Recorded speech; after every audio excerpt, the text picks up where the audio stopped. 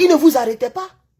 Il n'a jamais arrêté un homme politique de l'opposition pour le mettre en prison. Il n'a jamais arrêté un artiste, ni menacé un artiste qui chantait contre lui. Mais quand les gens se disaient, allons derrière lui, il nous a promis, oh, président. On parlait de qui? On parlait de Draman? On ne parlait pas de Draman. Mais c'est le même Yodé et Siro qui chantait. Si tu as choisi voler, on va t'appeler voler.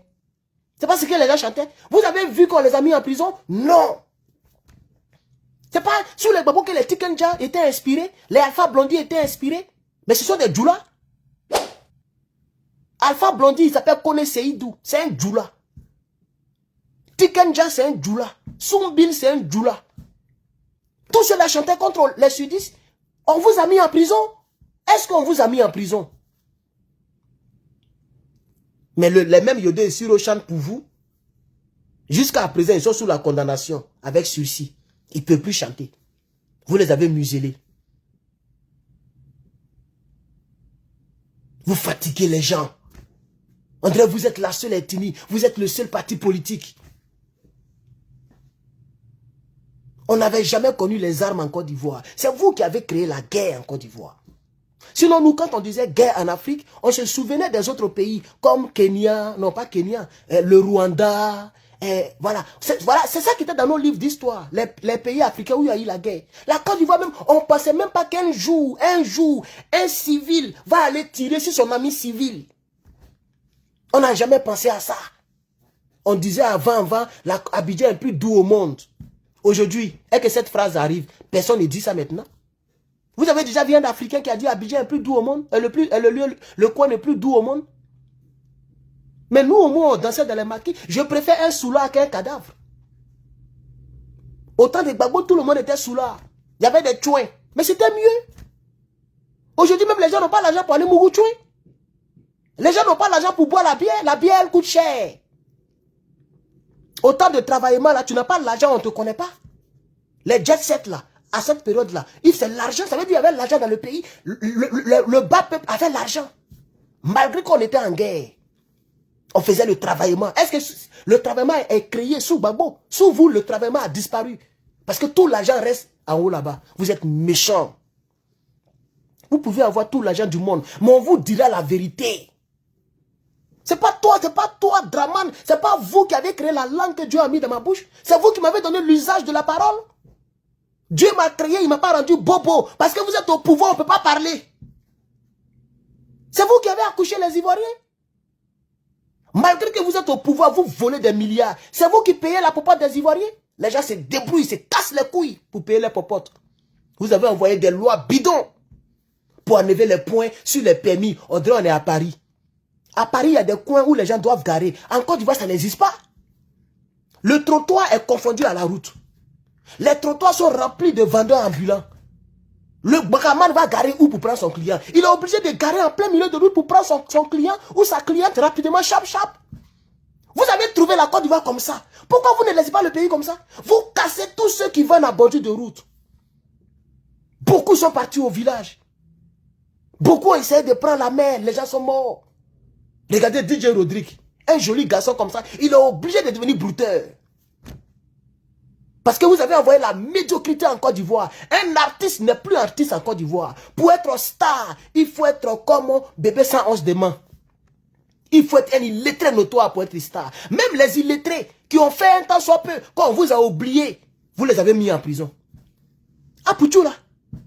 C'est pas à cause d'Apouchou, les Ivoiriens vous ont oublié un peu. Les gens riaient un peu de son mauvais français. Et vous invitez les médiocrités. Une présidente de servante, c'est elle que vous invitez à la présidence. Pendant qu'il y a les miss mathématiques un peu partout. Pendant qu'il y a des crâneux. Des gens qui sont forts en informatique. Avant que vous ne veniez. Mais il y a quelque chose qu'on appelait génie en herbe. Comment on appelle ça? Quelque chose en herbe. Génie en herbe ou même quoi là. Où les petits surdoués passaient à la télévision. Vous avez gâté tout ça là. Vous avez gâté notre pays. Vous êtes qui? Et puis on ne vous parle pas. C'est pas vous qui nourrissez les gens. Non, mais je ne comprends pas ce pouvoir-là quand même. Eh, Allah. Vraiment, c'est pas la peine. Vous gâtez même le nom de la religion musulmane, quoi. Wallahi. Dieu merci que Ibrahim Traoré vit. Aboudraman Tiani vit. Assimi Goïta vit. Ils sont en train de montrer comment on dirige un pays. L'humanisme. Et cela fait qu'au moins, eux, ils lavent au moins le nom des musulmans. Mais vous, en Côte d'Ivoire, vous gâtez le nom des musulmans. C'est vous qui avez caché les calages dans les mosquées. Et comme les forces de l'ordre ne peuvent pas rentrer dans la mosquée pour fouiller là-bas, vous nous avez eu. Parce qu'on respectait votre religion. Comment vous avez attaqué Akwejo? C'est dans la mosquée que vous avez gardé tous les obus. Et donc les militaires, les monos, ne pouvaient pas rentrer là pour fouiller. S'ils ont fait ça, le nom de Gbagbo allait même quitter sur la terre pour aller en enfer en même temps. Malgré que les gens savaient qu'il y avait les armes là-bas, mais ils ne pouvaient pas partir là-bas. Vous avez caché les armes dans les mosquées, sous des robes.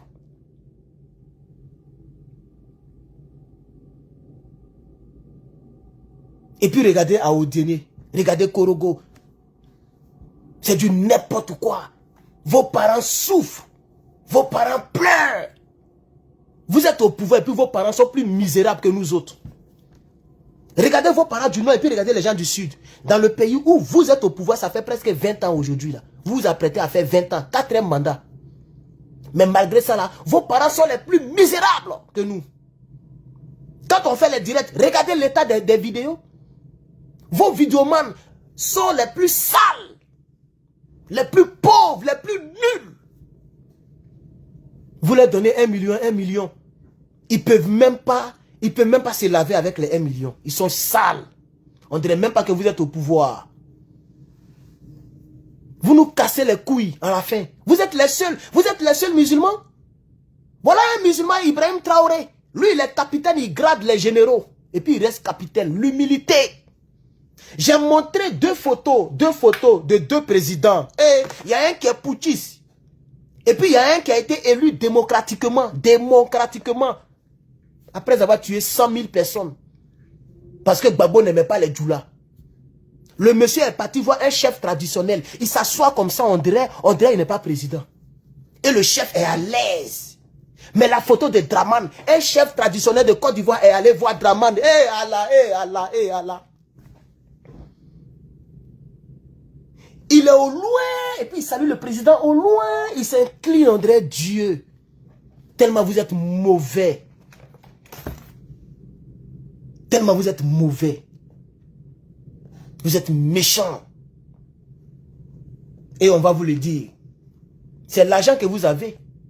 Vous n'avez pas la clé du souffle de vie. Sinon, il y a longtemps, vous avez tourné la clé dans le sens négatif. On était tous morts.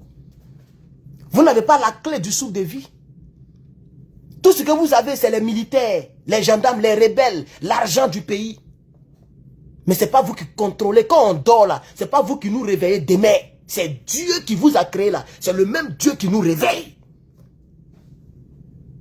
Vous êtes poussière et poussière vous retournerez. Vous n'allez pas vous éterniser au pouvoir. Vous n'allez pas vous éterniser sur la tête des hommes. Un jour, ils vont vous enterrer. Ils vont vous enterrer comme tout le monde. Vous allez mourir comme tout le monde un jour. Ils vont mettre des choses blanches dans vos narines. Et ils vont vous enterrer. Un jour, ça va arriver sur la terre des hommes. Vous n'êtes pas Dieu. Vous prenez tout un peuple en otage. Des millions de personnes. Personne ne peut parler. Vous avez mis des caméras partout. Même s'il y a des jeunes qui veulent jouer Maracana, vous allez venir les arroser. Tellement vous savez comment vous êtes venus au pouvoir. Vous ne voulez pas que les gens manifestent. Nous, dans notre Côte d'Ivoire, les gens peuvent organiser des tournois. Les gens peuvent marcher sans l'autorisation de l'État. Les jeunes du quartier peuvent remplir les rues. Il y a des mariages que les gens faisaient, les gens remplissent partout. Mais est-ce qu'aujourd'hui les Ivoiriens peuvent faire mariage? Vous avez créé des lois bidons. Pendant qu'à notre temps, c'est vous qui coupiez les routes pour prier Allah. C'est pas vous qui coupiez les routes. À cause de vous, les gens faisaient, même les bus faisaient des grands tours. Parce que vous coupiez les routes, on ne pouvait pas parler. Pendant qu'on était au pouvoir. Si on parle, on a eu problème. Vous allez nous égorger. Vous coupez les routes les vendredis. Quand vous quittez la mosquée, au lieu de marcher sur les trottoirs, vous marchez en plein goudron. Et on est obligé de ralentir derrière vous comme ça. Mais je me rappelle très bien. Mais c'est nous qui étions au pouvoir. Et c'est vous qui étiez des rebelles.